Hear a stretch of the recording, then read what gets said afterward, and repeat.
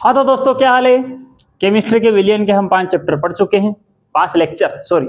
आज है हमारा छठा लेक्चर, तो चलिए शुरू करते हैं। तो हमने हाँ एक और बात मैं आपको बता दूं, अभी तक मैंने कोई भी नोट से टेलीग्राम पे अपलोड नहीं किया था क्योंकि कुछ इश्यू चल रहा था, वो चैनल लॉगिन नहीं हो पा रहा था। अब हो गया है। फिजिक्स के सारे उस पर सबका जितने भी 6 लेक्चर पढ़ाए मैंने कल तक, सबका एक पीडीएफ बना के उस पर डाल दिया है। नीचे लिखा है 12th फिजिक्स से लेक्चर 1 2 3 4 5 6, ऐसे कोमा लगा लगा के इसका भी डाल दूंगा, आपको बताऊंगा लास्ट में, है ना। तो चैनल का नाम है टीचोरा कुल, जो अपने कोचिंग का नाम है वही इसका नाम है। बस इसमें स्पेस दिया है टीचोरा और कुल में। टेलीग्राम पर आपको स्पेस नहीं देना है, टीचोरा कुल एक साथ लिखना है, तो आपको चैनल मिल जाएगा। चैनल को ज्वाइन कर लेना। वहां पे आपको physics, chemistry, maths, bio, Hindi और अंग्रेजी जो जो भी चीजें हम पढ़ाएंगे 12वीं में, सबके एक साथ मिल जाएंगे। तो चलिए शुरू करते हैं।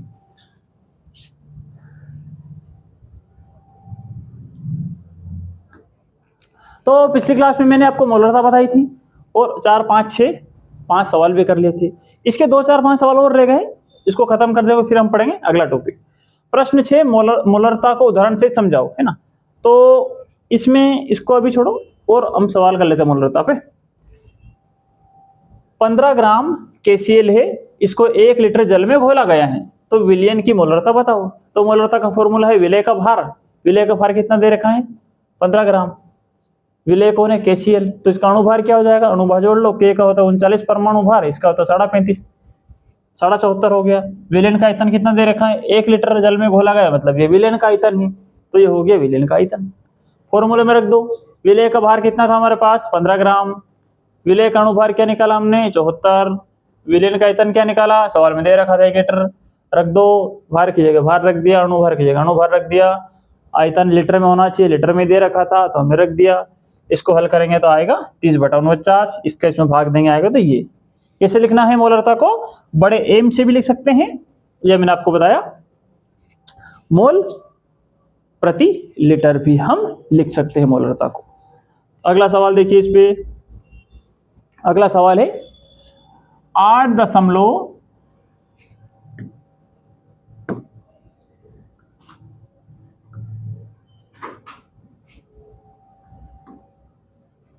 अगला सवाल है अपना 8.85 ग्राम NaCl है, इसको 200 ml विलियन में घुला, है ना। ये चूल्हा, ये थोड़ा राइटिंग में प्रिंटिंग में हो जाता है, आपको देख लेना ना, समझ जाओ भाव को। चूल्हा हो घुला हो तो आपको पता लगने जाना है कि क्या है असल में, ना। ये चूल्हा नहीं है, ये घुला। इसमें घुला है तो विलियन की मोलरता पता नहीं है। क्या दे रखा है? विलियन का आयतन 200 ml, तो विलियन का आयतन 200 ml है, तो इसको लीटर में बदल लो तो 1/5 लीटर आ जाएगा। कौन घुला है? NaCl, मतलब जो घुला रहता है वो विलय होता है। इसका भार दे रखा है ग्राम में, कितना दे रखा है? 8.85 ग्राम। इसका अणुभार निकाल लेंगे NaCl का, तो Na का होता है 23, क्लोरीन का होता है 35.5, जोड़ा तो 58 आ गया। तो ये विलय का भार, ये फॉर्मूला है मोलरता का। तो भार की जगह भार लिख दो, अणुभार की जगह अणुभार, और आयतन की जगह आयतन लिख दो। इसको जब हम हल करेंगे तो ये हमारा फाइनल उत्तर आ गया ना। इसकी कैलकुलेशन आप करते रहना आराम से, फिर भी किसी के पल्ले ना पड़े तो मुझे कमेंट में बताना कि क्या समस्या है ना, मैं इसको आपको हल करके भी बता दूंगा। ये तो बहुत आसान है विषय। क्या है देखिए, ये ऐसे लिखा हुआ है, ये और यहाँ तो सेम लिख दिया, डबल है ना। 5 क्या है? A/B/C, तो ये चला जाएगा यहाँ से ऊपर, तो 5 ऊपर आ गया। 5 ऊपर आ गया तो यहाँ से हटाएंगे, एक संख्या बाद दशमलव है पीछे से, 1 और उसके बाद दशमलव, तो नीचे से दशमलव हटाएंगे तो ऊपर लग जाएगा 1 0, तो ये लगा दिया 1 0। नीचे से दशमलव हटाई, एक संख्या बाद थी, ऊपर 1 0 लगा दी। ऊपर कितनी संख्या बाद थी?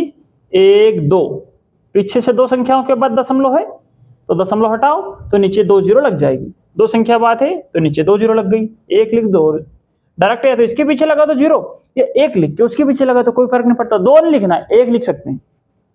ये हो गया, तो अब इससे ये कट गया, 1 0 से 1 0 गई, 5/10 बचा, 1/2 आ गया, आधा। ये आ गई मोलरता इसकी। इसको m से दर्शा सकते हैं अपन। अगला 1 विलियन।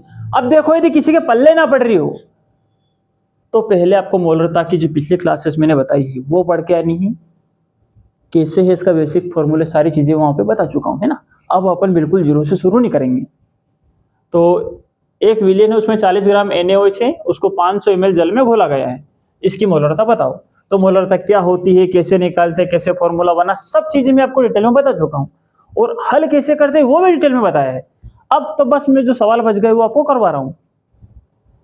तो यहाँ पे दे रखा है एक विलियन है, 40 ग्राम NaOH उसमें घुला है, मतलब जो घुला रहता है वो विलय होता है, और उसका भार दे रखा है 40 ग्राम।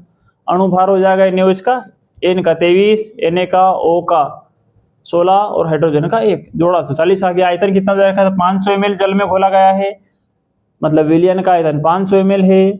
500 ml हमें चाहिए का लीटर में, क्योंकि फॉर्मूले में क्या होता है, लीटर होता है। तो लीटर में बदलने के लिए 1000 से भाग दे दो, 1/2 लीटर हो गया। तो ये निकल आए। भार 40 लिख दिया, अणुभार 40 लिख दिया, विलियन का आयतन 1/2 लीटर लिख दिया। 40 से 40 गया, A/B/C, तो C ऊपर आ जाएगा, तो मोलरता आ जाएगी 2m। अगला सवाल, ग्लूकोज के जल में बने विलयन की सांद्रता, है ना। अब देखो सवाल का थोड़ा सा फॉर्मेट बदला, अलग तरीके से सवाल क्या है, ग्लूकोज है, ग्लूकोज का जल में बना हुआ एक विलयन है, मतलब ग्लूकोज को जल में डाला गया और एक विलयन बनाया, ग्लूकोज का जलीय विलयन बनाया है। तो ग्लूकोज सांद्रता क्या है, 10% W/W है। यदि इस विलयन का घनत्व 1.20 ग्राम पर ml हो तो विलयन की मोलरता ज्ञात करो। अब है सवाल फंटास्टिक जोरदार, परीक्षा में पूछा गया इंपॉर्टेंट सवाल है। वैसे जितने सवाल मैंने बताए हैं आपको कहीं ना कहीं परीक्षा में पूछे ही गए, है ना, बिना इंपॉर्टेंट वाली कोई चीज अपन पढ़ा ही नहीं रहे हैं।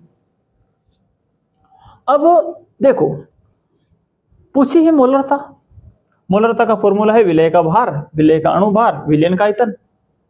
अब हमारे पास यहाँ तो विलयन का आयतन भी नहीं दे रखा है, विलय का अणुभार भार भी नहीं दे रखा कहीं भी, और विलय का अणुभार भी नहीं दे रखा है। तो विलय का अणुभार तो हम निकाल लेंगे, विलय कौन है, ग्लूकोज, ग्लूकोज जल में घोलकर विलयन बना है, तो हम विलय का अणुभार तो पता कर लें। कैसे किया पता हमने, है ना। तो इसको पहले लिख लो, है ना, छोड़ो डायरेक्ट है ना, विलय का भार, इसमें ये नीचे चला गया है ना, एक सेकंड,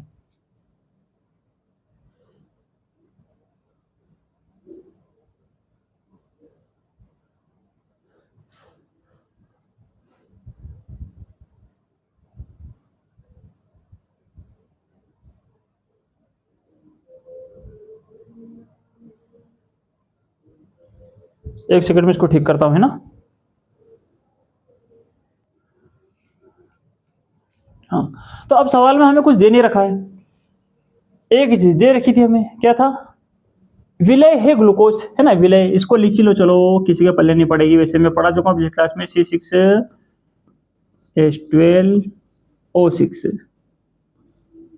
तो ये है ग्लूकोज और यही विलय है। तो इसका अणुभार चाहिए हमें, विलय का अणुभार फॉर्मूले में, तो अणुभार क्या हो जाएगा, कार्बन का होता है 12, 6 कार्बन है। तो अब कहाँ इसको हल करें अपन, ऐसे लिख दो चलो, है ना, मैं लिख रहा हूँ, है ना, चलो रहने दो, ऐसे डायरेक्ट निकाल लेना। मैं बता रहा हूँ, कार्बन का होता है 12, 6 का गुणा करेंगे, प्लस हाइड्रोजन का 1 होता है, 12 से गुणा करेंगे उसमें, प्लस ऑक्सीजन का 16 होता है और 6 से गुणा करेंगे, तो टोटल निकल आएगा कितना आ जाएगा, विलय का अणुभार आ जाएगा 180, टोटल जोड़ेंगे सबको तो आ गया विलय का अणुभार। ये चीजें हमें सवाल को देखकर पता चल गई। अब हमें चाहिए क्या, विलय का भार फॉर्मूले में और विलयन का आयतन, ये कहां से पता लगेगा, देखो, तो विलयन का आयतन तो यहां से तो पता नहीं चल रहा है इसे, तो इसमें एक चीज और दे रखी है कि जो विलयन है उस ग्लूकोज के विलयन, इस ग्लूकोज के जल में बने विलयन की सांद्रता है 10% W/W। तो जब मैंने आपको द्रव्यमान प्रतिशत पढ़ाया था तो विस्तार से बताया था कि द्रव्यमान प्रतिशत क्या होता है, W/W क्या होता है। तो W/W का मतलब है बच्चों कि यदि कोई चीज 10% W/W है, या कोई चीज मान लो 20% किसी विलयन में कोई चीज घुली हुई है और उस विलयन की सांद्रता कितनी है 10% या 20% W/W है। इसका मतलब ये है दोस्तों कि जो टोटल द्रव्यमान है विलयन का, W/W का मतलब कैसे लिखा है, तो जो टोटल द्रव्यमान है विलयन का, उस विलयन के टोटल द्रव्यमान में कितना विलय है, विलय की मात्रा कितनी है। W/W का मतलब होता है कि टोटल विलयन के टोटल द्रव्यमान में विलय की जो द्रव्यमान के रूप में मात्रा होती है, विलय का जो भार होता है, टोटल भार में जो विलय का भार है उसे हम W/W से दर्शाते हैं। और वो कितना दे रखा है यहाँ पे, यदि 20% दे रखा है तो मतलब ये है कि यदि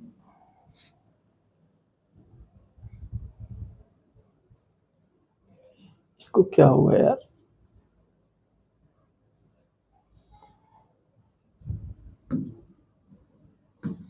हाँ, यदि 20% W/W दे रखा है तो इसका मतलब होगा, एक सेकंड, ये क्यों गड़बड़ कर रहा है बार बार,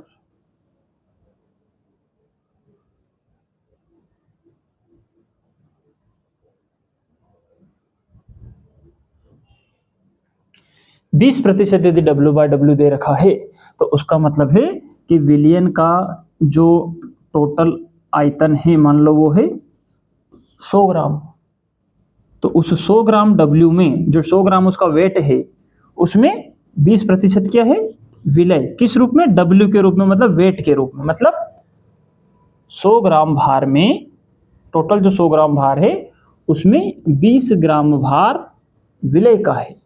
यही मतलब यहाँ पे निकल रहा है इस बात का कि जो विलयन की, जो ग्लूकोज का जल में बना विलयन है उसकी सांद्रता 10% W/W है, मतलब यदि 100% या 100 ग्राम विलयन है टोटल, तो उसमें 10 ग्राम क्या है, विलय घुला हुआ है। 10% घुला है तो 100 पे निकालेंगे तो 10 निकल आएगा, 200 पे रहता तो 20 आ जाता। तो बस इसकी हमें इतने की जरूरत पड़ती है यहाँ पे।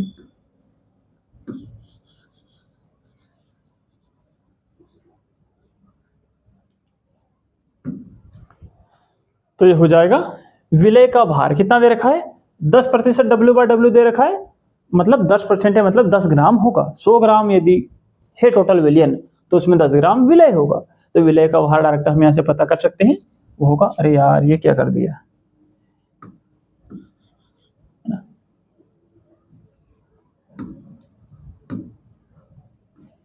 C6H12O6 है ना, ऐसे लिख लेना इसको। तो ये हो गया विलय का भार 10 ग्राम, तो विलय का भार की जगह हमने लिख दिया 10 ग्राम, विलय का अणुभार की जगह लिख दिया हमने 180, विलय का अणुभार चाहिए था तो लिख दिया 180, यहाँ से हमने निकाल लिया। तो ये दोनों चीजें तो हमें यहाँ से देखकर ही पता चल गई सवाल से। सबसे कठिन जो चीज है तीसरी है, हमें चाहिए विलयन का आयतन, लेकिन यहाँ पे विलयन का आयतन नहीं दे रखा है, यहाँ दे रखा है इस विलयन का घनत्व दे रखा है 1.25 ग्राम पर ml, तो विलयन की मोलरता बताओ। तो यहाँ पे विलयन का घनत्व है ये,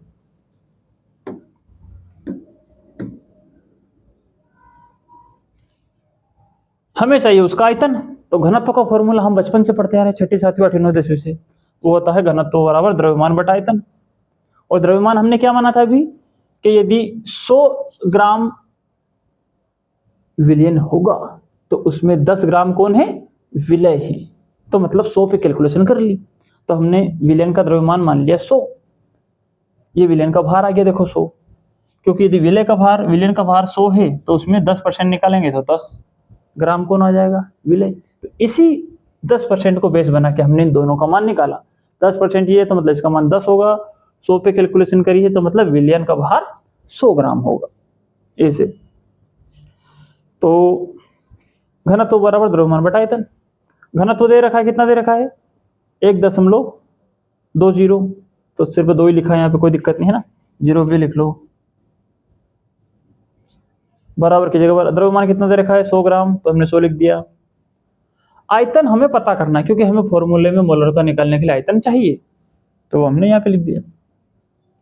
आयतन को उधर ले जाओ, इसका मान निकालना है तो, और बची संख्या को उधर ले आओ, ये ऊपर है तो ये भाग में आ जाएगा नीचे, तो आयतन उधर चला गया, ये नीचे आ गया, यहाँ से दशमलव हटेगी, 2 संख्या बाद दशमलव है, दशमलव हटाओ 1 2, तो ऊपर नीचे ऊपर लग जाएगी 2 0। अब एक जीरो से एक जीरो काट देंगे, 12 में 12 से भाग दे देंगे किसको, 1000 को। तो देखो क्या किया इन्होंने यहाँ पे, है ना, एक चीज और कर दिया, अभी वो काटा बेटी मत करो, ये लिखा है ऐसा, एक जीरो से एक जीरो काट दी, एक जीरो कहाँ गायब कर दी यहाँ से, है ना, कुछ गड़बड़ लग रही क्या? ये 100 था, 2 जीरो हो गए, 120 हो गए, है ना। तो फिर 120 तो वैसा का वैसा है, और एक जीरो सी गायब हो गई, जीरो।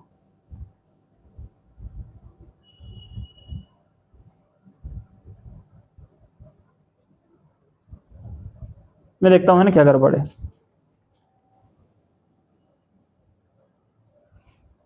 हाँ भाई, तो चल की समस्या पता, असल में क्या है, ये जो सवाल में दे रखा ना घनत्व 1.20 ग्राम, ये दशमलव के बाद जो लास्ट में जीरो है इसका कोई सेंस नहीं बनता है, बेकार है ना। तो वहां पे भले लिख रखा है लेकिन अपन इसको लिखेंगे नहीं, क्योंकि इससे सवाल गलत हो जाएगा। इसको हटाओ, यहाँ भी ये गलत लिखी हुई है, कोई मतलब नहीं इसका।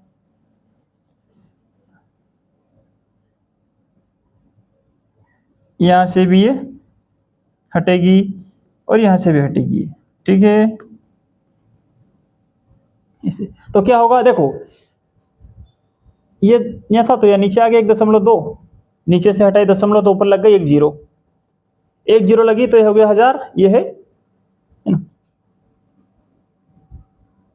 ये फिर गलत है, ये जीरो भी नहीं आएगी यहाँ पे, ये 1000 और बटा 12, 1000 और बटा 12 ऐसे कैसे, लेकिन ये काय में, ml में है, हमें चाहिए लीटर में, तो लीटर में लाने के लिए हम 1000 से भाग देते हैं, तो इसको हमने यहाँ पे 1000 से भाग दे दिया, तो ये बन गया लीटर में। अब ये 1000 से 1000 कैंसिल हो गया, 1/12 बच गया, तो 1/12 लीटर आ गया। तो ये आ गया हमारे पास, क्या आ गया, आयतन किसका, पूरे विलयन का। तो चल गई तीनों चीजें पता हमें, ये विलयन का आयतन आ गया लीटर में 1/12, रख दो फॉर्मूले में। तो भार की जगह भार रख दिया, अणुभार की जगह अणुभार रख दिया, विलयन का आयतन की जगह विलयन का आयतन रख दिया, ये यहाँ से उठा के बस हल कर लो सबको। तो 12 ऊपर चला जाएगा, ए बटा बी बटा सी है तो सी ऊपर चला गया। अब एक जीरो से एक जीरो काट दिया हमने, बचा क्या, 12/18, 6 से काट दो, 6 दूनी 12, 2 आ गए, 6 3 18, 3 आ गए, 2 में भाग दे तो 3 से, तो ये आएगा 0.677, 6 आएगा वो, लेकिन 6-7 उसको हम लिख सकते हैं, उसको लिख देंगे m, क्योंकि मोलरता है, मोलरता है तो मोलरता का मान, मोलरता को हम बड़े m से दर्शाते हैं, या मोल पर लीटर लिख दो, कोई फर्क नहीं पड़ता है। अगला सवाल देखते हैं ना। तो मोलरता वाला कॉन्सेप्ट खत्म हो गया, इसमें एक सवाल और रह गया था स्टार्ट वाला, ये मोलरता को उदाहरण सहित समझाओ। क्या है उदाहरण सहित मोलरता, तो मतलब एक तो उसकी परिभाषा देनी है, उसका फॉर्मूला लिख दो, और एक उदाहरण दे दो। तो परिभाषा तो हम पढ़ ही रहा है मोलरता की, कि किसी विलयन के 1 लीटर आयतन में विलय के मोलों की जितनी संख्या उपस्थित होती है उसे हम मोलरता कहते हैं, ये फॉर्मूला हो गया। वही उसको हमने फॉर्मूले में बदल लिया, मोल थे तो उसको मोल को फॉर्मूला लिख दिया, विलयन का आयतन में कितने मोल हैं, मोल पर लीटर फॉर्मूला हो गया। अब उदाहरण कैसे लिख सकते हैं कि यदि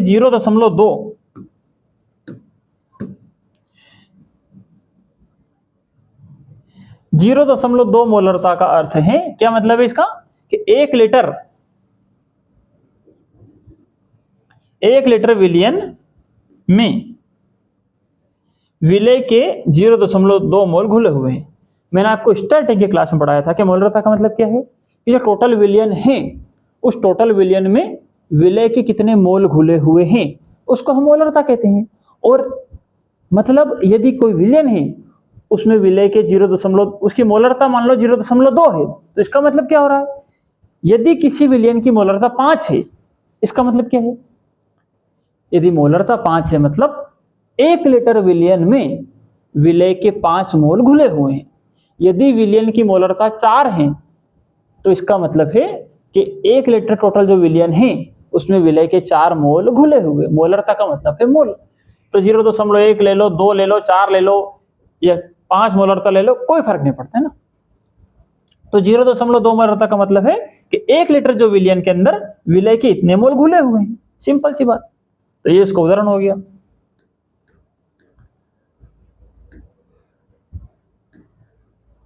अब यदि मोलरता किसी के कम पल्ले पड़ी हो तो सीधा सा तरीका इसका एक ही है, आप मोलरता को शुरू की क्लास से जाकर देखो, स्टार्टिंग से। वैसे मैं कहूँगा कि आप विलियन को स्टार्ट से पढ़ो, जो 4-5 लेक्चर मैंने पढ़ाए हैं, तब चीज़ें एक दूसरे से कनेक्ट है, आपको अच्छे समझ में आएगी। यदि बीच में कूदोगे डायरेक्ट और आप कहोगे कि हमें 100% समझ में आ जाए, तो इसकी गारंटी बहुत कम होती है। आप किसी भी टीचर से पढ़ लो भले, कोई फर्क नहीं पड़ता है। तो चीज़ों को स्टेप बाय स्टेप पढ़ो, एक के बाद एक, तब जाके चीज़ें अच्छे समझ में आएगी। अब लास्ट में सवाल है अपना कि मोलरता और नॉर्मलता में संबंध क्या है। नॉर्मलता इससे पहले हम पढ़ चुके हैं। नॉर्मलता का फॉर्मूला था विलय का भार, विलय का तुल्यांकी भार, विलयन का आयतन। और मोलरता का फॉर्मूला है विलय का भार, विलय का अणुभार और विलयन का आयतन। यानी कि नॉर्मलता और मोलरता में विलय का भार भी सेम है, यह भी सेम है, आयतन भी सेम है। देखो भार भी सेम, यहाँ भी भार सेम, आयतन भी सेम, आयतन भी सेम। क्या फर्क है? सिर्फ यहाँ पे विलय का अणुभार है और यहाँ पे विलय का तुल्यांकी भार है। इनमें दोनों में संबंध निकालने के लिए दोनों में एक दूसरे से भाग दे दो। तो भाग देंगे तो देखो ये जो है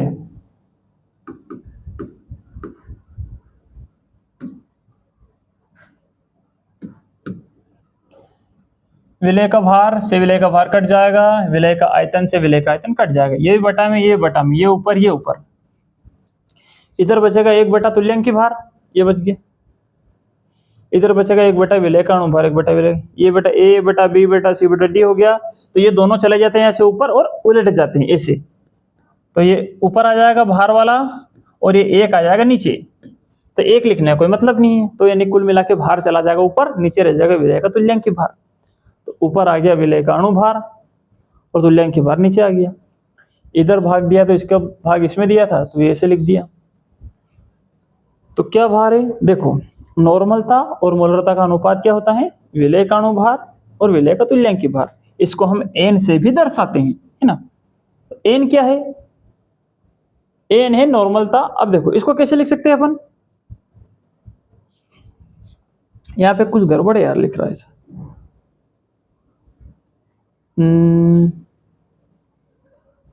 हाँ ठीक है। एन दर्शा रहा है यहाँ पे मोलरता को भी और नॉर्मलता को भी। जहाँ पे एन का मतलब क्या होता है? क्षारकता भी होता है और अम्लता भी होता है और संयोजकता भी होता है और आवेश भी होता है। ये मैंने आपको जब तुल्यांकी भार वाला कॉन्सेप्ट पढ़ाया था, तब मैंने आपको बताया था कि एन का मतलब क्या है, क्षारकता क्या होती है, अम्लता क्या होती है और संयोजकता क्या होती है ना। ये तब मैं आपको बता चुका हूँ। यदि किसी से ना पढ़ा हो तो पहले वहां जाके इसको देख लेना, तो और अच्छे से समझ में आ जाएगा। अगला है, कुछ गड़बड़ है इसमें यार, है ना। ये नॉर्मलता बराबर मोलरता गुणित एन आएगा। कैसे आएगा ये? इसके गुणा में, है ना। मैं इसको चेक करता हूँ एक बार, कहीं गलत तो नहीं लिखा गया कुछ।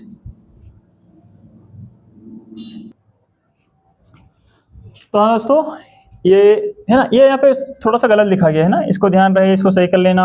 ये बराबर नहीं आएगा एक्चुअली। कैसे आया? ये फॉर्मूला है नॉर्मलता बटा मोलरता, ये इसके बराबर भी है और इसको हम कहते हैं विलय का अणुभार और विलय का तुल्यांकी भार। ये क्या होता है? इससे निकालते हैं हम एन। एन कैसे निकालते हैं? तुल्यांकी भार वाले मैंने आपको अच्छे से बताया था। तो एन इसके बराबर भी है और इसके बराबर भी है, ये तो हम पढ़ ही चुके हैं। ये नया कॉन्सेप्ट है कि एन इसके बराबर भी है, तो इसको और इसको बराबर लिख दो। तो इसको और इसको देखो हमने लिखा ऐसे,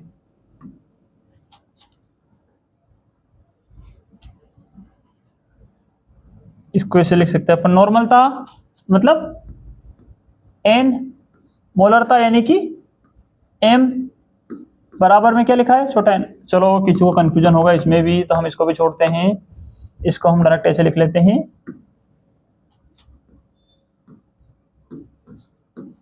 नॉर्मलता बटे में क्या लिखा है? मोलरता बराबर में क्या है? एन, है ना। सभी बराबर है तो बराबर में आ जाएगा एन। अब नॉर्मलता को इधर रहने दो, मोलरता चला जाएगा यहाँ से ऊपर, तो मोलरता गुणा हो जाएगा एन, है ना। ये एन है गुणा में, यहाँ पे लिखा है गलती से बराबर में, ऐसे होगा ये। तो नॉर्मलता बराबर होता है मोलरता गुणा एन। ये एन को आगे गुणा में लिख लो, मोलरता कोई फर्क नहीं पड़ता। एन का मतलब मैं आपको बता ही चुका हूं। तो ये है नॉर्मलता और मोलरता में संबंध, यानी कि नॉर्मलता मोलरता की एन गुणा होती है। एन का मतलब जहां पे क्षारकता, अम्लता, फलाना ढिमका ये सब होता है। अगला टॉपिक है हमारा आज का मोललता। नॉर्मलता हम पढ़ चुके हैं, मोलरता हम पढ़ चुके हैं, आज है मोललता, जिसे हम अंग्रेजी में कहते हैं मोलेलिटी। इसे हम छोटे एम से दर्शाते हैं, मोलरता को बड़े एम से और इसको छोटे एम से। तो देखिए क्या है, परिभाषा कैसे लिखेंगे इसकी अपन। तो देखो, अभी तक हमने जो जो पढ़ा, द्रव्यमान प्रतिशत, आयतन प्रतिशत, द्रव्यमान आयतन प्रतिशत, ग्राम पर लीटर, शक्ति, मोलरता, नॉर्मलता, ये सब क्या था? ये था कि जो टोटल आयतन है उस आयतन में कितना विलय की मात्रा है, मोल के रूप में, तुल्यांक के भार के रूप में, द्रव्यमान के रूप में, आयतन के रूप में, किसी भी रूप में टोटल आयतन में, विलयन के टोटल आयतन में विलय की कितनी मात्रा है। यानी कि एक नीचे विलयन होता था टोटल, और उस विलयन के आयतन में टोटल विलय होता था किसी न किसी अलग अलग रूप में। ये सब हमने पढ़ा, लेकिन ये थोड़ा सा डिफरेंस है। मोललता क्या है? विलय तो वही है, लेकिन अब यहाँ पे विलयन नहीं होगा, यहाँ होगा विलायक। क्या होगा बच्चों? विलायक होगा। दूसरी बात क्या है, देखो, एक तो पहले विलयन होता था, अब विलयन नहीं है, क्या होगा? विलायक होगा। विलायक से कैलकुलेशन करेंगे हम, यानी कि विलयन की जगह किसने ले ली है? विलायक ने। विलयन का आयतन होता था बटा में, अब विलयन का आयतन नहीं होगा, अब होगा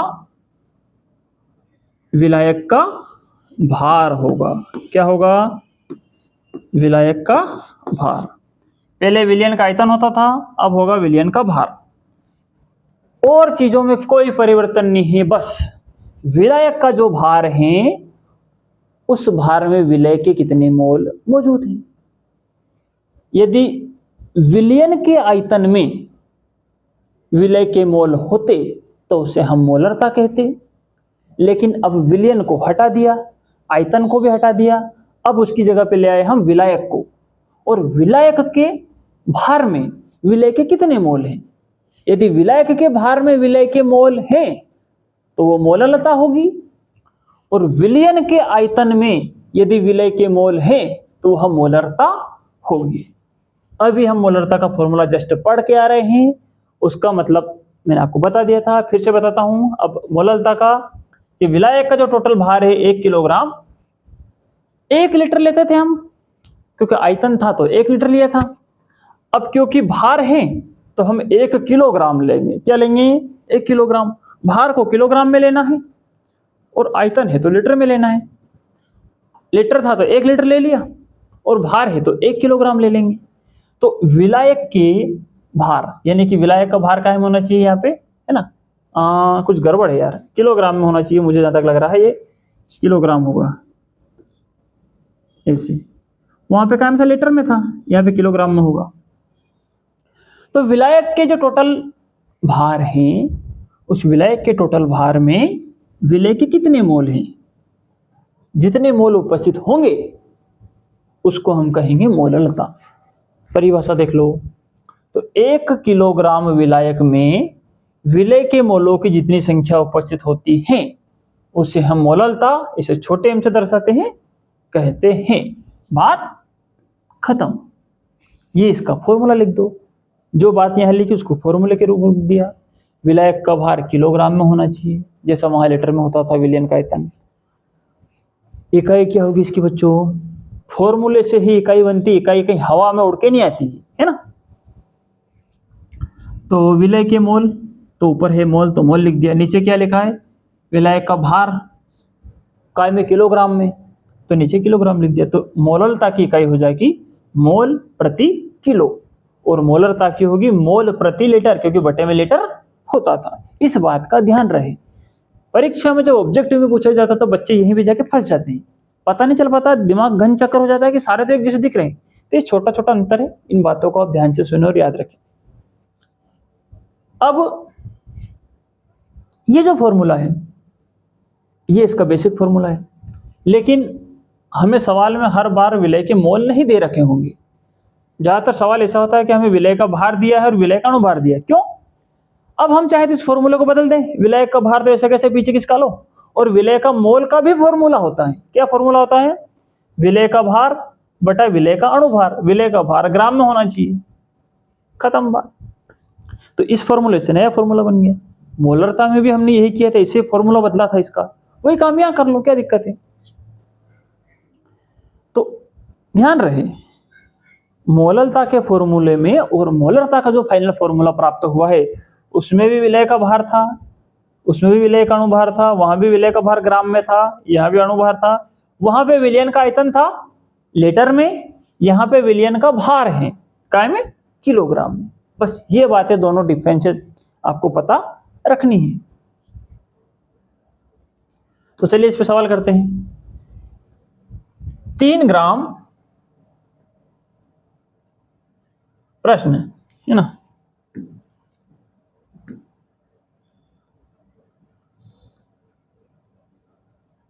3 ग्राम एसिटिक अम्ल है,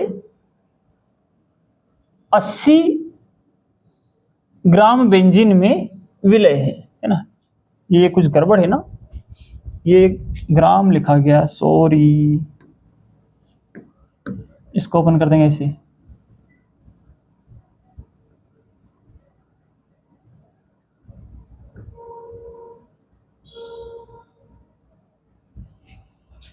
कुछ ज्यादा ही चित्रकारी कर दी है ना, पेंटर अपन थे ही नहीं।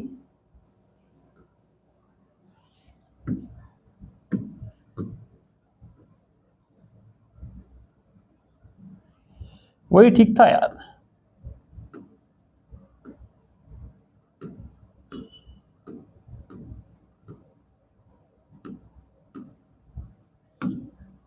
वही कलर ठीक लग रहा था, है ना। तो एसिटिक अम्ल है 3 ग्राम, 80 ग्राम बेंजीन में विलीन है। मतलब बेंजीन दे रखा है, कितना भार दे रखा है बेंजीन का, 80 ग्राम, और उसमें कौन घुला हुआ है, 3 ग्राम एसिटिक अम्ल। तो जो घुला होता है, जो विलीन होता है, वो होता है विलय, और विलय है एसिटिक अम्ल, और इसका भार दे रखा है 3 ग्राम। और जो किसी को अपने अंदर घोल लेता है, समाहित कर लेता है, वो होता है विलायक। और विलायक का है बेंजीन है विलायक, और उसका भार दे रखा 80 ग्राम। तो विलयन की मोललता बताओ।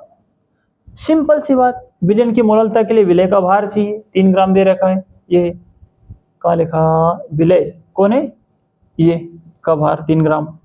विलय का अणुभार निकाल लेंगे, तो विलय का अणुभार, विलय कौन है, एसिटिक अम्ल। एसिटिक अम्ल का फॉर्मूला किसी ने 11वीं में बिल्कुल नहीं पढ़ा हो तो एक बार फिर ध्यान से देखो। ये होता है CH3COOH, ये एसिटिक अम्ल का फॉर्मूला होता है। बच्चों ये फॉर्मूला याद होगा तभी जाके हम इसका अणुभार निकाल पाएंगे। या तो अणुभार डायरेक्ट याद रखो, या फिर एसिटिक अम्ल का फॉर्मूला याद रखो। फॉर्मूला ये है, कार्बन का अणुभार होता है 12, है ना। यहाँ पे कुछ गड़बड़ क्यों हो गई बाबा, ये 2 कहां से आ गया, चलो मैं देखता हूँ कहाँ गड़बड़ हुई। ये 4 हो गए, सब अंड पंड लिखा हुआ है तो यार। अच्छा सॉरी, मैंने सब चीजों को एक साथ कर दिया ना। देखो कार्बन कितना, एक कार्बन ये, एक कार्बन ये, 2 कार्बन हो गए, तो दोनों कार्बन को हमने लिख दिया एक साथ 2। एक कार्बन का होता है 12, और कार्बन कितने, 1 2, तो 2 से गुणा कर दिया। प्लस हाइड्रोजन का कितना होता है परमाणु भार 1, यहाँ पे कितने हाइड्रोजन है, 1 और 3 4 है। तो 1 का होता है 1, 4 है तो 4 से गुणा कर दिया। प्लस एक ऑक्सीजन का होता है 16 लिख दिया। कितने ऑक्सीजन यहाँ पे, 1 और 2, 2 से गुणा कर दिया। सबको गुणा करके जोड़ लो तो विलायक का, विलय का अणुभार आ जाएगा 60। ये विलय है ना, ये अलग अलग लिखा हुआ है, इन चीजों का ध्यान रखना। कई बार चीजें आपको एक साथ लिखी हुई मिलेगी, वो स्पेस देकर लिखा है ना, नोट्स बनाते समय चीजें हो जाती है। तो इसका आपको कॉमन सेंस लगाना है थोड़ा, है ना। 60 हो गया, तो विलय का भार दे रखा था, अणुभार हमने निकाल लिया। विलायक का भार 80 ग्राम दे रखा है बेंजीन का, ये है। हमें चाहिए फॉर्मूले में विलायक का भार किलोग्राम में, ये है ग्राम में। 1000 से भाग दे दो, जो भाग देते ही वो किलोग्राम में बदल जाएगा। तो उसको ऐसे भी लिख सकते हैं अपन,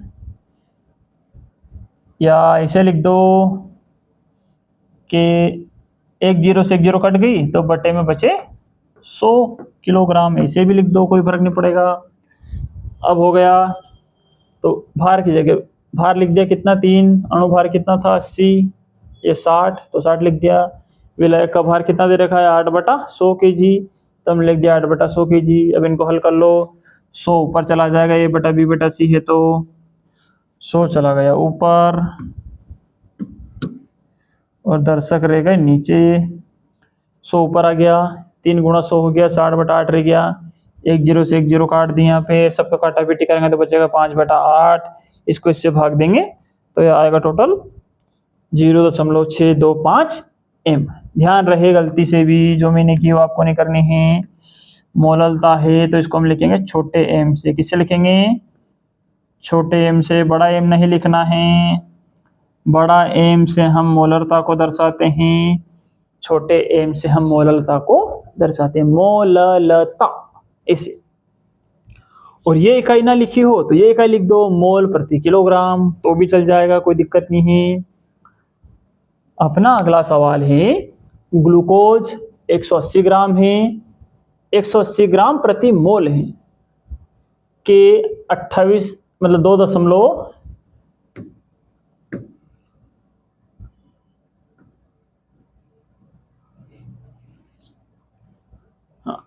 तो ग्लूकोज 80 ग्राम पर मोल के 2.8 ग्राम को 30 ग्राम जल में घोला गया है। इस विलयन की मोललता बताओ। तो हमें क्या चाहिए? मोललता के लिए विलेय का भार, विलेय का अणुभार, विलायक का भार किलोग्राम में। विलेय कौन है? ग्लूकोज को घोला गया है तो ग्लूकोज विलय है। ग्लूकोज का फॉर्मूला ये होता है C6H12O6। भार दे रखा है इसका 2.80, ये हमने लिख दिया 2.82 ग्राम। अणुभार क्या होगा? अणुभार यहाँ से निकाल लो, अभी निकाला था हमने 180। यूं तो कार्बन को जोड़ जोड़ के निकालो इनको सबको। विलायक का भार कितना दे रखा है सवाल में? विलायक का भार दे रखा है 30 ग्राम जल में घोला गया, मतलब जल है ना। ये अणुभार दे रखा है बच्चों। ये एक्चुअली यहाँ पे एक थोड़ी गलती है, 1 ग्राम पर मोल मेरे हिसाब से नहीं आना चाहिए, कहाँ गड़बड़ हुई है ना। 180 तो उसका अणुभार है, ठीक है, इसको शायद कोई काम का नहीं है डाटा। 180 उसका ये दे रखा है अणुभार, वहीं पे दे रखा सवाल में, ठीक है। तो विलायक का भार यहाँ पे दे रखा है हमें 30 ग्राम, हमें काय में चाहिए फॉर्मूले में? किलोग्राम में। तो विलायक का भार 30 ग्राम है, किलोग्राम में लाने के लिए 1000 से भाग दे दो, 1000 से भाग दे दो। 1 0 से 1 0 काट दिया तो बचा 100 बटा मतलब 3/100 बचा, किलोग्राम में बदल गया। रख दो फॉर्मूले में, विलायक का भार ये रहा, चिपका दिया, विलायक का अणुभार ये रहा 180, लिख दो यहाँ पे। विलायक का भार ये रहा 3/100 kg, लिख दे 3/100 kg। 100 को ऊपर ले जाएंगे, हालांकि 100 को ऊपर ले ही मत जाओ, अभी यहाँ से हटेगी 0.20, 2 संख्या बात है पीछे से, तो यहाँ पे 2 0 लगा देंगे नीचे, तो ये 100 से ये 100 यहीं पे कैंसिल हो जाएगा, यहाँ की दशमलव हट गई। अब 3 से भाग दे दोगे इसमें 282 में, तो 3 नाम 27, 9 आ गया, 1 बचा तो 12 हो गए, 3 चौक 12 ये आ गया। इसको जब हम काटापीटी करेंगे तो ये फाइनल उत्तर आएगा। छोटा m मोललता की इकाई होती है, ये हमें लिखना है, इस बात का ध्यान रहे। आगे चलते हैं, अगला सवाल है अपना, है ना। 1 सेकंड में पानी पी लेता हूं।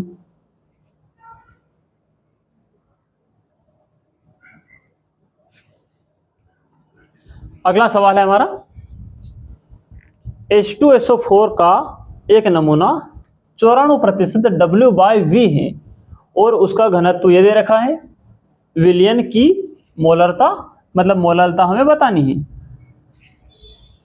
विलय का भार कैसे पता लगाएंगे? जैसा अभी दिया था, लेकिन वहां पे क्या था बच्चों, ध्यान से देखो, उसमें दे रखा था W/W, मतलब ये था कि विलयन का भी भार दे रखा है और विलय का भी भार दे रखा है, लेकिन अब क्या दे रखा है? W/V। तो W/V दे रखा है, इसका मतलब क्या है कि विलयन का तो आयतन है, मतलब किसका? अब यहाँ पे विलायक है ना, तो विलायक मान लो, तो विलायक का आयतन होगा, विलायक विलयन जिसकी जरूरत पड़े हमें, और विलय का द्रव्यमान होगा। W/V मैंने आपको द्रव्यमान आयतन प्रतिशत पढ़ाया था, तो ऊपर जो होता है वो द्रव्यमान होता है और नीचे होता है वो आयतन होता है। ये इसमें। तो देखो विलय का भार कितना होगा, H2SO4 का एक नमूना है 94% W/V है, मतलब H2SO4 सल्फ्यूरिक अम्ल क्या है यहाँ पे विलय है, और उसकी मात्रा कितनी दे रखी, 94% W/V, यानी कि टोटल आयतन में ये 94% है, तो इसका भार हो जाएगा 94 ग्राम। अणुभार क्या हो जाएगा, तो H2SO4 का अणुभार निकाल लो, हाइड्रोजन का होता है 2, मतलब 1 होता है, 2 हाइड्रोजन 2 से गुणा करते हैं परमाणु भार में, 32, 16 में 4 से गुणा कर दो 98 ये आ जाएगा।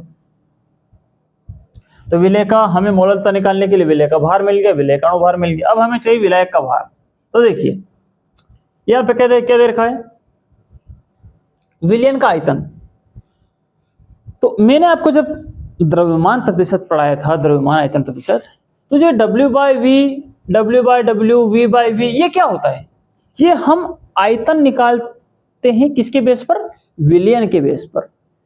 यानी कि यहाँ जो W/V डाटा दे रखा है ये विलायक का नहीं है, ये है विलयन का। क्यों, क्योंकि W/W, W/V, V/V ये सब हम काय में पढ़ रहे हैं, मोलरता, उसके बाद में ppm, ये सब हम पढ़ते हैं विलयन के आयतन के लिए, विलायक के लिए नहीं, विलयन के आयतन पे इनकी सबकी कैलकुलेशन हम करते हैं। ये दे रखा है तो मतलब ये जो डाटा है नीचे विलयन का, ये V ये वॉल्यूम है, किसका वॉल्यूम है, किसका आयतन है, विलयन का। तो 94% यदि 100% विलयन है तो उस 100% विलयन में 94% क्या हो जाएगा, विलय का भार हो जाएगा, और 100 टोटल विलयन है, तो टोटल विलयन का क्या होगा, W नीचे है V, तो यानी कि आयतन, तो विलयन का आयतन हो जाएगा 100 ml, और 100 में से 94 क्या है, भार किसका, H2SO4 का, तो इसका भार हो गया 94 ग्राम, ये हुआ है। तो ये हमें पता चल गया विलयन का आयतन, लेकिन हमें विलयन का आयतन नहीं चाहिए, हमें चाहिए विलायक का भार। कैसे निकालेंगे, तो सवाल में जानकारी दे रखी है, नमूना ये दे रखा है और उसका घनत्व कितना दे रखा है, 1.84 ग्राम पर मोल।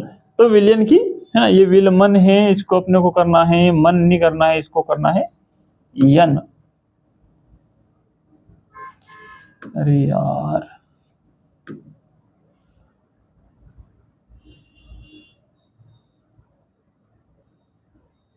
विलयन की मोलरता पता नहीं है, तो देखो विलयन का घनत्व दे रखा है 1.84, घनत्व का फॉर्मूला है द्रव्यमान बटा आयतन, घनत्व दे रखा है हमने यहाँ पे लिख दिया, ये रहा, द्रव्यमान हमें चाहिए है ना, ये द्रव्य हो गया है तो इसको द्रव्य कर लेना,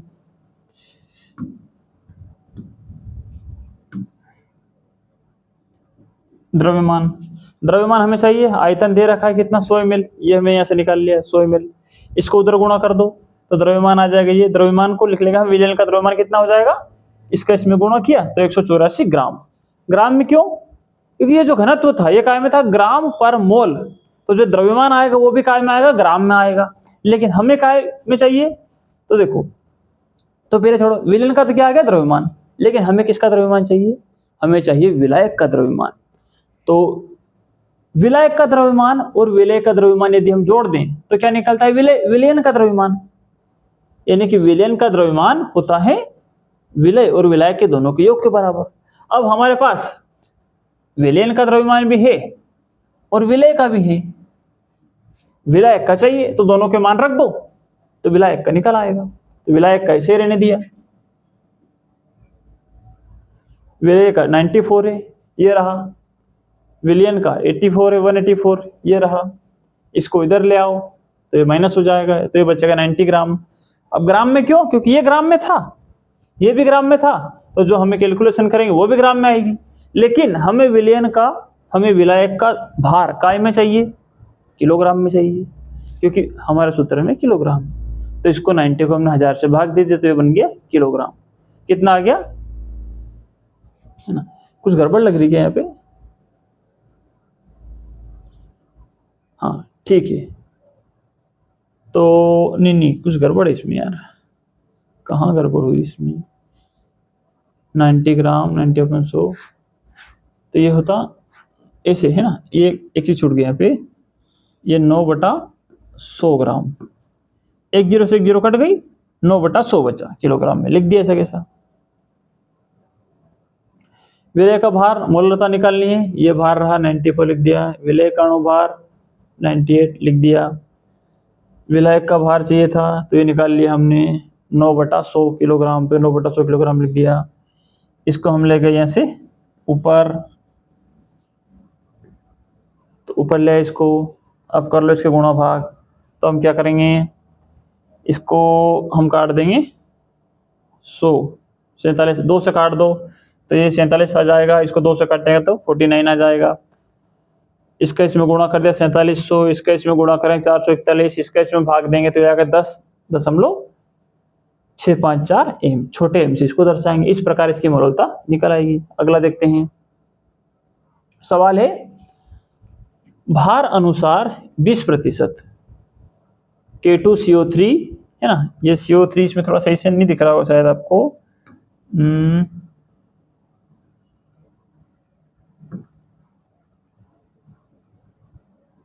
ये से लिखा हुआ है ना, चलो छोड़ो, वहीं से पता लगा लेना, मैं आपको बता रहा हूँ ना, CO3 है वो। तो एक K2CO3 है, विलयन की मोलरता ज्ञात करो। K यानी कि पोटेशियम, इसका परमाणु भार 39, कार्बन का 12, ऑक्सीजन का 16, ये दे रखा है। अब देखो भार अनुसार का मतलब क्या है, W/W। भार अनुसार का मतलब होता है W/W। देखो तो विलय का भार कितना हो जाएगा, अभी W/W बताया मैंने, तो विलय का भार हो जाएगा 20 ग्राम। देखो W/W, V/V किसी के पल्ले ना पड़ रही हो तो स्टार्टिंग की क्लास देखना जाके विलय की, विलयन की, उसमें मैंने इसको डिटेल में पढ़ा रखा है कि होता कैसे, निकलता कैसे है ना। तो W/W मतलब जो टोटल विलयन का भार है, उस टोटल विलयन के भार में विलय कितना है, तो यहाँ पे दे रखा 20%। तो यानी कि यदि 100 ग्राम विलयन होगा, विलयन का भार यदि 100 ग्राम है तो उसमें विलय का भार 20 ग्राम होगा, ये क्योंकि 20% दे रखा है। तो विलय का भार आ जाएगा 20%, तो 20 ग्राम। तो विलयन का भार कितना आ जाए टोटल फिर 100 ग्राम, क्योंकि यहां से दोनों आंकड़े निकल आए। K2CO3 है तो इसका अणुभार निकाल लो, 138 हो जाए, जोड़ लो सबको इनको। K का 39 होता है, 2 है तो 2 से गुणा कर देंगे, फिर उसको जोड़ देंगे 12, फिर उसमें ऑक्सीजन का 16 होता है, 3 से गुणा कर देंगे 48, सबको जोड़ेंगे तो कितना आ जाएगा 138। ये तीनों डाटा आ गए। अब हमें फॉर्मूले में चाहिए विलय का भार, मिल गया, ये लिख दिया। विलय का अणुभार ये निकाल लिया 138 लिख दिया। और हमें चाहिए विलायक का भार, लेकिन हमारे पास विलायक का भार नहीं, हमारे पास है विलयन का भार। तो मैंने अभी आपको बताया कि विलायक का भार निकालना हो तो वही वाला फॉर्मूला, विलायक का भार प्लस विलय का भार बराबर विलयन का भार। विलयन का भार दे रखा है 138 और उसमें से विलय का है 20, तो विलय का हटा दो तो बचेगा विलायक का, यही विलायक का भार। विलयन के में से विलय का डायरेक्ट ये मैंने सीधा सीधा लिख दिया ना, वहां उस फॉर्मूले में भी आप रख के तीनों को निकाल सकते हो। 80 ग्राम आ जाएगा। इसको इससे घटाएंगे तो ग्राम में आएगा, इसे किलोग्राम में बदलना है तो 1000 से भाग दे दिया, 1 जीरो से 1 जीरो कट गए तो 8/100 हो गया। ये निकल आया 8/100 किलोग्राम, ये लिख दिया विलायक का भार 8/100। 100 को हम ले जाएंगे यहाँ से ऊपर, 100 ऊपर चला गया। तो इनको जब हम यहाँ से काटा पीटी करेंगे तो ये आएगा, इसका जब इसमें भाग देंगे तो ये एम आएगा, 1.811 एम, ये इसकी आएगी मोलरता। अगला सवाल देखते हैं, 100 ग्राम विलायक में विलय का 1/10 मोल घुला हुआ है, विलयन की मोलरता बताओ। अब देखो क्या दे रखा है यहाँ पे, मोल भार अणुभार, कुछ गड़बड़ है क्या, सही ठीक है। देखते हैं विलायक कितना दे रखा है 100 ग्राम, यानी कि विलायक का भार है 100 ग्राम। हमें विलायक का भार काय में चाहिए, किलोग्राम में, तो 100 को हमने 1000 से भाग दीजिए तो हो किलोग्राम। 2 जीरो से 2 जीरो गई, 1/10 बचा, 1/10 किलोग्राम हो गया। ठीक है, विलायक का भार 1/10 ग्राम लिख दिया हमने। विलय का भार कितना दे रखा है, अब देखो विलय इसमें 100 ग्राम विलायक में विलय का 1/2 मोल घुला हुआ है। मतलब क्या है इस बात का, कि यदि विलय विलायक के यदि 10 भाग हैं तो विलय के कितने होंगे? 1 भाग। ठीक है, इसका 10 भाग में चीज का जाए 1 ग्राम, तो इसका भार हो गया 1 ग्राम विलय का। मतलब यदि विलय के 10 भाग होंगे तो विलय होगा उसमें से 1 भाग। तो इसको हमने लिख दिया यहाँ पे 1 ग्राम। विलय का अणुभार, विलय कौन है देखो, कुछ डाटा यहाँ पे छूट गया है ऐसा लग रहा है। 100 ग्राम विलय के भार विलयन की मात्रा बताया। एक सेकंड में देखता हूँ उसको ना, कहाँ गड़बड़ हुई, सवाल गलत लिखा हुआ है शायद। हाँ तो दोस्त देखो यहाँ पे क्या हुआ, देखो यहाँ थोड़ी सी गड़बड़ है ना लिखा सही है लेकिन कुछ चीज छूट गई थी। क्या है देखो, 100 ग्राम विलायक है, उसमें विलय का कितना है 1/10 मोल घुला हुआ है। अब सवाल ये है कि यहाँ पे मोल दे रखा है, पहले से क्या दे रखा है, मोल।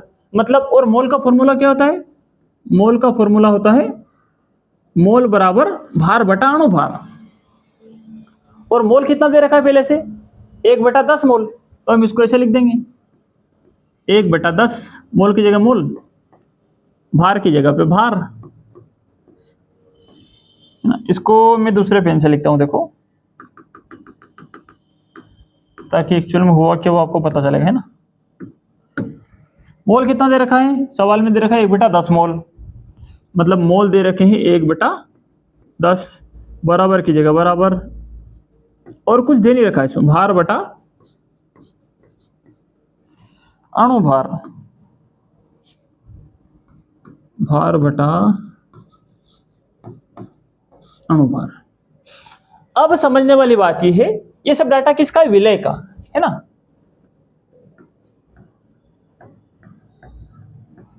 विलय का या विलय के मोल, तो विलय का मोल दे रखा था, मोल लिख दिया, भार की जगह भार, अणुभार। तो ये जो लिखा अभी अनुपात है, क्या दे रखा है, अनुपात।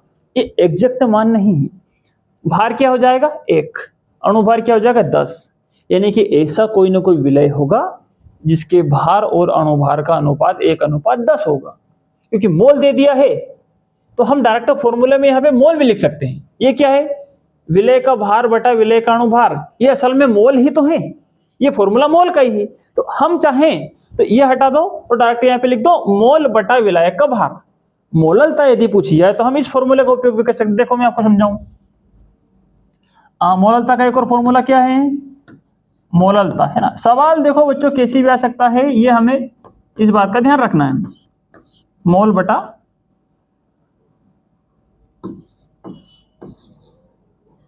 किसका मोल, विलय का, है ना। किसके मोल, विलय के मोल बटा विलायक का भार काय में होना चाहिए, किलोग्राम में। तो देखो विलय के मोल कितने दे रखे हैं, 1/10, तो लिख दो 1/10। विलायक का भार कितना दे रखा है, तो देखो विलायक का भार है 100 ग्राम, 100 ग्राम को हमने बदला तो 1/10 किलोग्राम हो गया, तो हो गया 1/10 किलोग्राम। इसको आगे जब हम हल करेंगे तो ऊपर वाला 1/10 A/B/C है, तो ये ऊपर चला जाएगा और ये नीचे आ जाएगा 1/1। 10 से 10 कैंसल, उत्तर आ गया 1। ये भी हमारा उत्तर है। सवाल हम डायरेक्ट ऐसे भी कर सकते हैं, यदि ये पहला वाला फॉर्मूला मोल बटा विलायक का, देखो मैंने आपको स्टार्ट में बताया था कि मोललता का फॉर्मूला क्या है, ये रहा, विलय के मोल बटा विलायक का भार। ये मोललता का मुख्य फॉर्मूला है। अब क्योंकि मोल डायरेक्ट दे दिया, हम क्या करते हैं, हर बार हमें मोल निकालना होता है, तो मोल का फॉर्मूला लिख देते हैं विलय का भार बटा विलय का अणुभार। अब उन्होंने सवाल में किया कि डायरेक्ट मोल ही दे दिया, लेकिन होता ये कि अक्सर बच्चे इसमें आके फंस जाते हैं कि यार ये मोल दे रखा, अब क्या करें। तो मोल का फॉर्मूला होता है विलय का भार बटा विलय का अणुभार, ऑटोमेटिक मान निकल आएगा।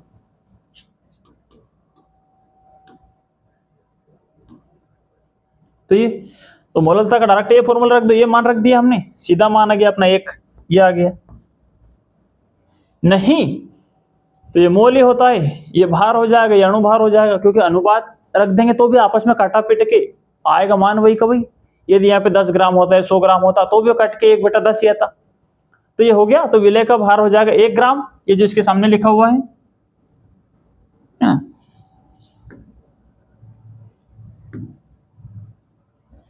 इस बात का विशेष ध्यान रखें, 1 ग्राम अणुभार हो जाएगा 10 ग्राम, है ना। तो विलय का भार 1 ग्राम, विलय का अणुभार हो गया 10 ग्राम। रख दो फॉर्मूले, विलय का भार 1 ग्राम, विलय का अणुभार 10 ग्राम, विलय का भार 1/10 हमने निकाला ही था, वही घूम फिर के हम आए वहीं पे फिर 1/, ये आ गया 1 m। तो ये हो गई इसकी मोललता। तो ये इसका दूसरा तरीका निकालना है। तो वैसे ये भी याद रख सकते हो डायरेक्ट है, और हमें अक्सर इसको याद रखना है, दोनों से काम हो जाएगा। अगला सवाल, चीनी के सिरे के 214.2 ग्राम में 34.2 ग्राम चीनी है, चीनी के सिरे की मोललता बताओ। अब ये पता नहीं मुझे कैसे गड़बड़ हो रही है बार बार यार, ये कहाँ मिस्टेक हो रही है समझ में नहीं आ रहा है। ये इसका फॉर्मूला लिखा हुआ था,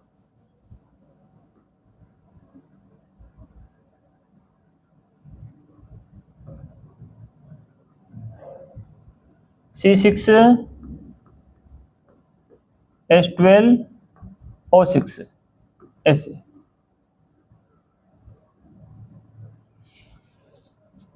तो चीनी के सिरे की मोललता, तो किसी की भी मोललता निकाल लियो। विलय का भार चाहिए हमें, विलय का भार कितना दे रखा है 34.2। विलय का अणुभार चाहिए, विलय कौन है चीनी, तो चीनी का अणुभार निकालें, कैसे निकालेंगे। तो देखो कार्बन का होता है 12, 6 कार्बन 6 से गुणा कर दिया, कार्बन का 12 6 से, एक कार्बन का होता है 12, यहाँ पे कितने बार, यार ये गलत लिख दी है ना,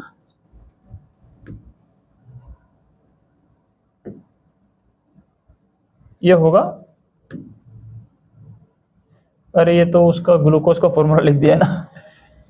ठीक है बच्चों, इसको सही कर लेना। स्वीटेल O22 और ये हो जाएगा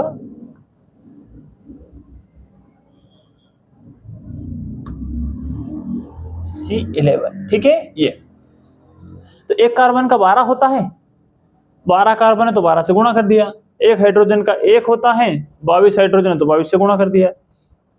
अरे यार ये गलत हो रहा है बार बार, ये ऑक्सीजन है ना, एक ऑक्सीजन का 16 होता है, 11 ऑक्सीजन से 11 से गुणा कर दिया, तो टोटल कितना निकल आएगा। विलय का अणुभार 342 है ना, ये यहाँ पे लिख दिया 342 आ गया। विलय का भार दे रखा था 34.2 लिख दिया, विलय का अणुभार निकाल लिया 342 लिख दिया। विलय का भार चाहिए हमें, लेकिन हमें विलय का भार नहीं दे रखा, हमें दे रखा है विलयन का भार। चीनी के सिरे के 214.2 ग्राम, मतलब ये विलयन का भार है, तो विलयन का भार दे रखा है ये। अब ये विलयन का भार है और ये विलय का, तो विलयन में से यदि हमने विलय को हटा दिया तो बचेगा कौन, विलायक बच जाएगा फिर। तो विलय के भार, विलयन के भार में से हम इसका विलायक का भार, विलय का भार हटा दो तो विलायक का बच जाएगा, तो 180 आ गया। अब ये है ग्राम में, क्योंकि ये ग्राम में थे दोनों तो ये भी ग्राम में आएगा। 1000 से भाग दे तो ये किलोग्राम में बदल जाएगा, 1 0 से 1 0 काट दिया, 18/100 हो गया। विलय का भार चाहिए था, ये लिख दिया भार यहाँ पे, वहां से उठा के बस कर लो काटापीटी, इसको ले जाओ ऊपर यहाँ से। अब इसको ऊपर ले गए हम यहाँ से, साथ ही साथ क्या किया हमने, यहाँ से एक मतलब दशमलव हटाई, एक संख्या बात थी तो पीछे 1 0 लगा दी नीचे। ठीक है, 342 से 342 कैंसल, 1 0 से 1 0 गया, बचेगा 10/18, ये 10/18 बचा। 2 से भाग दिया 5/9, 9 से भाग दो इसको तो आएगा 0.56। ये एम फिर बड़ा लिखा गया है, इसको लिखना है छोटा। ये आ गया अपनी मोललता। अगला सवाल पे चलते हैं, मोललता को उदाहरण सहित समझाओ। वही सवाल जो हमने उस वाले में पढ़ा था है ना, तो मुझे लगता है कि 1-2 सवाल और होंगे इस पे। हाँ दूसरी चीजें है ना ये, तो ठीक है। मोललता को उदाहरण सहित समझाओ, तो क्या है बच्चों मोललता। तो पहले तो मोललता की परिभाषा देनी है कि 1 किलोग्राम विलायक में विलय के जितने मोल घुले होंगे उनको हम मोललता कहेंगे, ये परिभाषा दे दी। उदाहरण क्या मतलब है कि यदि किसी विलयन की मोललता 2 है तो क्या मतलब हो रहा कि 1 किलोग्राम विलय में विलय के 2 मोल घुले हुए हैं। यदि किसी की मोललता 4 है, कोई भी विलयन है उसकी मोललता 4 है, मतलब उसमें 4 मोल घुले हुए हैं। किसमें घुले हुए हैं, 1 किलो विलायक में। तो 2 मोलल विलयन का अर्थ है कि 1 किलोग्राम विलायक में विलय के 2 मोल घुले हुए हैं। 4 होती मोललता, तो क्या बताते कि 4 मोलल विलयन, या किसी ऐसे कह सकते हैं कि यदि किसी विलयन की मोललता 4 है तो इसका अर्थ है कि 1 किलोग्राम विलय में विलय के 4 मोल घुले हुए हैं। परिभाषा लिख दो, फॉर्मूला लिख दो, और ये उदाहरण कैसे भी कौन सा भी नंबर ले लो, बस यहाँ पे भी और यहाँ पर भी नंबर सेम होना चाहिए। अगले पे चलते हैं। मोलरता व, है ना, ये व है। मोलरता व मोललता में अंतर बताओ, क्या फर्क है दोनों में। तो देखिए, परीक्षा में 2 नंबर 3 नंबर में पूछा जाता है सवाल अक्सर कि मोलरता और मोललता में क्या अंतर है। तो एक तो उनकी परिभाषा लिख दो दोनों की, कि किसी विलयन के 1 लीटर आयतन में विलय के जो मोल की संख्या होगी वो मोलरता है, और 1 किलोग्राम विलायक में मोल की संख्या जितनी होती है उसे मोललता कहते हैं। दोनों की परिभाषा में अंतर, एक एक दोनों का उदाहरण लिख दिया जो भी मैंने आपको बताया। दूसरी बात, एक और चीज जो सबसे ध्यान रखने वाली, सबसे इंपॉर्टेंट है ना, देखो ये लास्ट वाला, इसको अभी मत छोड़ो, है ना, मैं इसको अगले सवाल में समझाऊंगा आपको। अगला और लास्ट सवाल, निम्न में से तापमान से स्वतंत्र सांद्रता, सांद्रता है ना, सांद्रता की इकाई होती है। सवाल में 4 ऑप्शन है, ए बी सी डी, 4 इकाई है, चारों सांद्रता को दर्शाती है। अभी तक हम विलयन की सांद्रता को दर्शाने का सारा सिस्टम पढ़ते आ रहे हैं कि विलयन की सांद्रता को हम इतने तरीके से दर्शा सकते हैं। पहले हमने मोलरता पढ़ा, पहले नॉर्मलता पढ़ा, फिर मोलरता पढ़ा, उसके पहले हमें आयतन प्रतिशत पढ़ा, फिर द्रव्यमान आयतन प्रतिशत पढ़ा, फिर मोलरता पढ़ी। इन सबसे क्या पता लग रहा था हम कि जो विलयन है उस टोटल विलयन की मोलरता कितनी है, उसकी सांद्रता कितनी है, ये पता हम कर रहे थे, किस प्रकार से सांद्रता है। तो ये सभी क्या है, सांद्रता को दर्शाने के तरीके हैं। अब इन तरीकों में से ऐसा कौन सा तरीका है जिस पर तापमान का कोई असर नहीं होता है, जो ताप से स्वतंत्र है। तो पहले इस बात को समझिए कि ताप से स्वतंत्र होने का मतलब क्या है। मान लो मैंने आपको एक दूध वाला उदाहरण दिया था कि एक पात्र में है 1 लीटर आयतन है उसका, है ना, इसके अंदर हमने दूध रखा और दूध का आयतन कितना है, 1 लीटर। क्या है उसका आयतन। आयतन मतलब कितनी जगह में वो फैला हुआ है, कितनी जगह उसने घेर रखी है, इसको हम कहते हैं आयतन। अब बच्चों, जैसे ही हमने चूल्हा जलाया नीचे से, क्या होगा, आग लगी, दूध गर्म होगा और ये आयतन बढ़ेगा, यानी कि तापमान बढ़ाएंगे तो ये दूध उबल कर ऊपर की तरफ जाएगा, तो ये ज्यादा जगह में फैल जाएगा। ये ज्यादा जगह में फैलेगा तो मतलब इसका आयतन भी फैलेगा, मतलब आयतन बढ़ेगा। फिर ठंडा करेंगे तो फिर नीचे आएगा, यानी कि तापमान बढ़ाएंगे तो आयतन बढ़ता है। किसी भी चीज का आयतन तापमान के बढ़ने से आयतन बढ़ जाता है। ये हम 6ठी 7वीं 8वीं 9वीं 10वीं से लगातार पढ़ते आ रहे हैं, सबको पता है। तापमान बढ़ा होगा तो चीजें फैलने लगती है, गर्म होकर उबलने लगती है। ज्यादा जगह घेरेगी मतलब आयतन ज्यादा हो जाएगा, कम जगह घेरेगी मतलब आयतन कम हो जाएगा। तो जहां जहां भी आयतन होगा वो सारी इकाइयां क्या तापमान से स्वतंत्र है क्या? यदि तापमान से स्वतंत्र होती तो तापमान का उन पर कोई फर्क ही नहीं पड़ता। स्वतंत्र होने का मतलब यह है, तापमान से स्वतंत्र होने का मतलब है कि ताप का उन पर कोई फर्क ही नहीं पड़ रहा। ताप बढ़ाओ तो भी उनको कोई फर्क नहीं पड़ेगा, घटाओ तो भी उनको कोई फर्क नहीं पड़ेगा। लेकिन आयतन के केस में क्या होता है बच्चों, आयतन किसी भी चीज का तापमान से स्वतंत्र नहीं होता है। तापमान बढ़ाते हैं तो आयतन बढ़ता है आमतौर पे, और तापमान कम करते हैं तो आयतन घटता है। तो यानी कि जितनी भी इकाइयां हैं यदि उनके अंदर आयतन आ रहा है तो तापमान से स्वतंत्र नहीं है। क्यों? देखिए, नॉर्मलता पढ़ी हमने। नॉर्मलता का फॉर्मूला क्या था, विलय का भार अणुभार सब में से विलायक का भार, है ना। छोड़ो वो, ये कहां पे नॉर्मलता, ये विलय का भार, विलय का अणुभार, तो ये विलय का तुल्यांकी भार और विलयन का आयतन। अब ये है नॉर्मलता। तो क्या तापमान से स्वतंत्र है नॉर्मलता? जी नहीं। क्यों?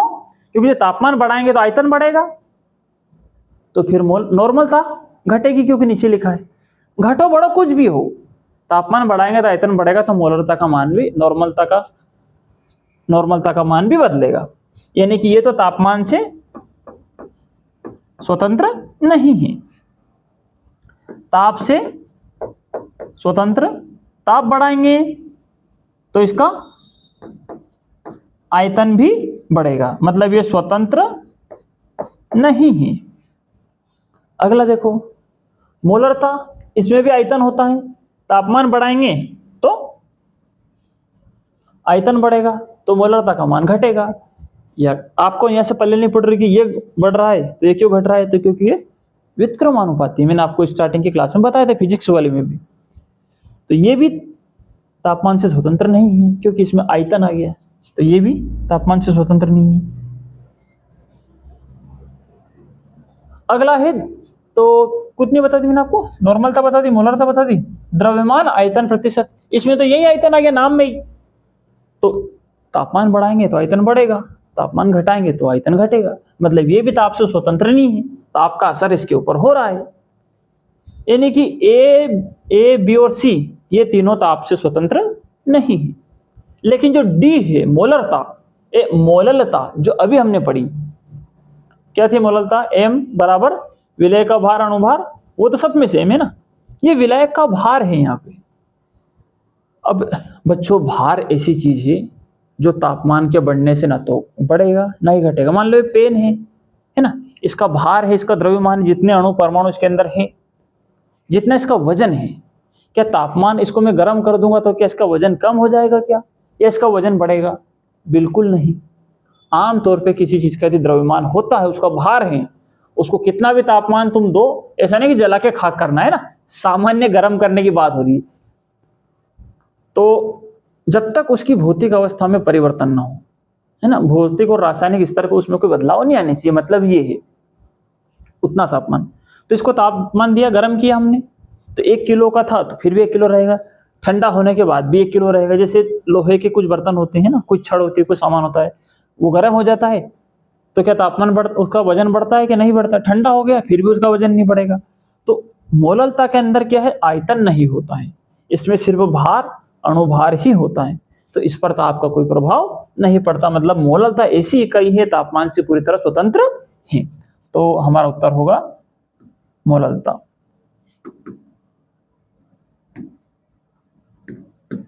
क्या उत्तर होगा हमारा? मोललता। अब चलते हैं हम सवाल, पिछले वाले सवाल पे, है ना। तो मोलरता, इस पर ताप का प्रभाव पड़ता है, क्यों? क्योंकि बटे में आयतन होता है। और मोललता, इस पर ताप का प्रभाव नहीं पड़ता, क्यों? क्योंकि इसमें आयतन होता ही नहीं, ये ताप से स्वतंत्र होती है। तो ठीक है बच्चों, धन्यवाद। मैंने आपकी सारी कक्षाओं के जो आपके पीडीएफ है नोट्स के रूप में टेलीग्राम चैनल पे डाल दिया। टेलीग्राम चैनल का नाम है टीचोरा कुल, है ना जी। टेलीग्राम ज्वाइन कर लीजिएगा, वहां पे आपको सारे अपडेट भी मिलेंगे, डेली के पीडीएफ भी मिल जाएंगे। अब डेली डालते रहेंगे, आज क्लास पढ़ी उसके थोड़ी देर बाद एडिट करके मैं सारे पीडीएफ वहां पे अपलोड कर दिया करूंगा। तो सारे पीडीएफ आपको फ्री मिलेंगे बिल्कुल। क्लास ज्वाइन कीजिए, जुड़िए, और जो भी आपके यार दोस्त हैं उनको भी इन्वाइट कीजिए, और चैनल को लाइक, सब्सक्राइब और शेयर कीजिए। केमिस्ट्री के साथ फिजिक्स से, मैथमेटिक्स से, बायो, हिंदी, अंग्रेजी, सबके नोट्स, जितनी क्लासेस मैंने अभी तक पढ़ाई है, सबके नोट्स वहाँ पे डाल चुका हूँ मैं। और अब तो थोड़ा लेट हो गए थे अपन, क्योंकि चैनल लॉगिन नहीं हो पा रहा था। आगे से सारी क्लासेस के जो पीडीएफ वो आपको हैंड टू हैंड मिल जाया करेंगे, थोड़ी बहुत देर में, शाम तक, घंटे 2 घंटे में ना। तो लेक्चर की कोई दिक्कत नहीं है, पीडीएफ की कोई समस्या नहीं है। साल भर में आपको पूरा कोर्स खत्म करवाऊंगा, समय से पूरा कोर्स पढ़ेंगे, ऐसे नहीं कि ऐसा आधा छोड़ रहा और आधा पढ़ा रहे हैं। साथ ही आपकी नोट्स के साथ आपको टेस्ट भी मिलेगा, आपका रिवीजन भी करवाया जाएगा, सारी सुविधाएं आपको दी जाएगी। तो कक्षा 12वीं में जो भी हो, आपके यार दोस्त सबको इनवाइट कीजिए। हम 10वीं का भी कोर्स शीघ्र ही लाने वाले हैं, शुरू करेंगे 2-4 दिन में। आर्ट का भी लेके आ रहे हैं, टीचर ला रहे हैं साथ में। तो बने रहिए चैनल पे। और हाँ, आपकी क्या राय है मेरे पढ़ाने के विषय में, आपको क्या समझ में आ रहा है, क्या नहीं आ रहा है, क्या आपकी समस्या है, और आप अपनी तरफ से क्या सुझाव देना चाहते हैं, पढ़ाने को लेकर आप कैसा महसूस करते हैं, मुझे कमेंट करके जरूर बताना कि आपकी राय क्या है। और हम मिलते हैं अब अगली क्लास में।